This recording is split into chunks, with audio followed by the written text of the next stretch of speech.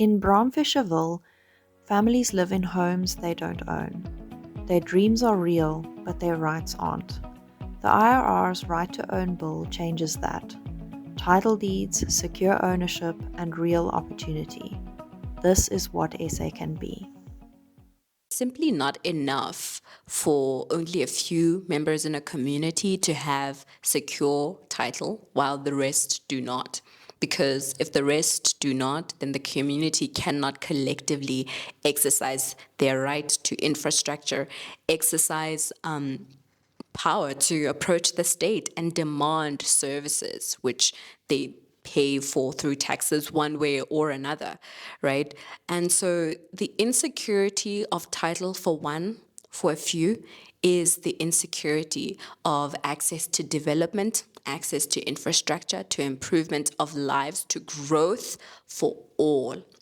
That is what the collective effect of these stories appears to be to me after my interactions with them. So let me take you through some of those policy proposals of the Right to Own bill.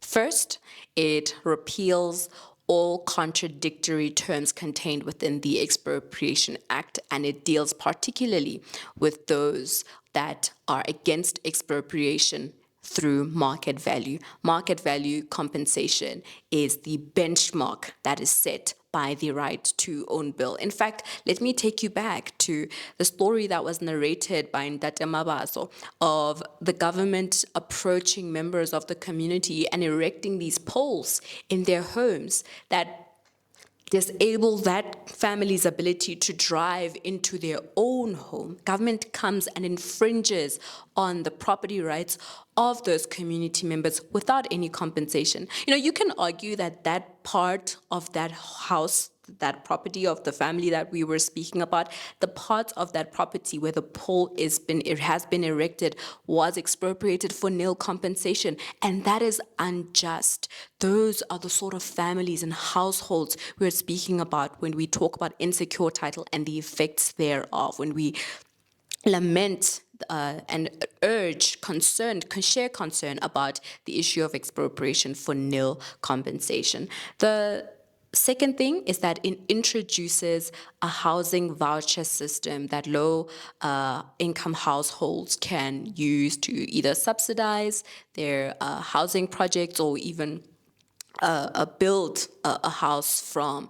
We heard also from Ntate Mabaso about housing vouchers that were given to the community, and he did share that it was able to help him build certain components of his house, although he did describe corruption, which this proposal of the Right to Own bill also deals with in the last bullet point. So stay with me whilst we address the third elements of our proposal. It mandates the formalization of townships and all informal settlements. So according to the Department of Human Settlements, one of the reasons why titles haven't been issued at large has been because there hasn't been formalization of townships, meaning roads haven't been tarred, drainage systems, as we heard, haven't been constructed, access to pipe water, access to sewage systems haven't been provided by the state. And so the state withholds title deeds until they're able to release the formalization projects and complete them. This bill mandates that because, as we heard from Eyang Kgothatso, without infrastructure, patients do not even get the care that they deserve because ambulances are hesitant to drive into these communities. Without access to infrastructure, jobs are not forthcoming because companies do not want to develop businesses, malls, into communities that one cannot even drive safely in and out of that. And so again, to demonstrate the importance of property rights, they're not linear, they're not abstract, they are real communities, real faces, real lives behind the importance of these rights. To the fourth point, it provides for the redistribution of underutilized state land through transparent and market-driven process. The government holds about a quarter of land in its care. It exercises ownership over that land. that land should be distributed until there is no South African home left unturned in terms of having access to property rights. That way, they can too acquire financing because they have security that they can offer to the bank should they need to obtain a loan or debt. The fifth is that it commands the digitization of land records, which will lead to the simplification of transactions. We also heard from the community members about the effects of not having access to records.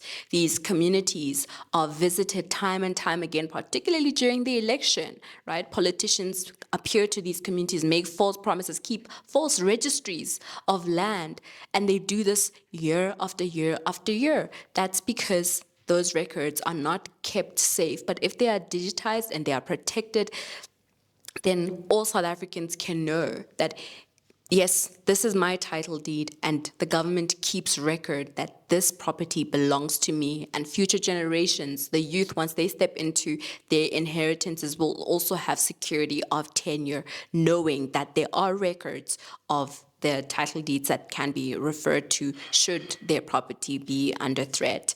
And then lastly, it establishes a unit within the National Prosecuting Authority, namely the Special Directorate for the Protection of Property Rights, which will fight land-related fraud and unlawful occupation. We know that property rights are also under risk of fraudulent claims where somebody just appears and says, well, this is my right, this is my land, and tries to take it away from a community or an individual household, but also that citizens should be shielded from the government's ability to expropriate. Up to now, we don't even know how many expropriating authorities in South Africa. Are there hundreds?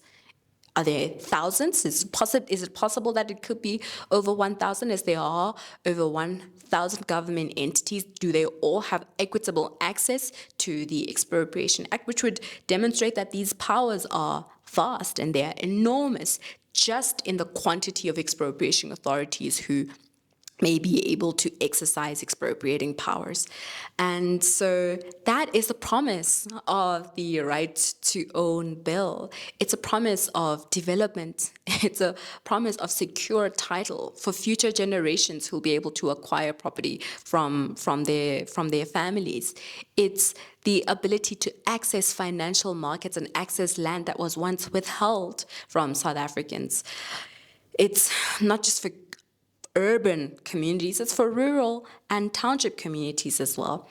Victims of illegal land grabs can too seek protection and swift responses from the Special Directorate for the Protection of Property Rights, which the Right to Own Bill aims to establish. And that is it. That is our proposal. In summary, you can find it on the Institute of Race Relations website. We have launched this draft policy as part of our What South Africa Can Be campaign, a campaign that offers a vision of what South Africa can be under the right policy. And I assure you that the Right to Own Bill is one such policy. Thank you.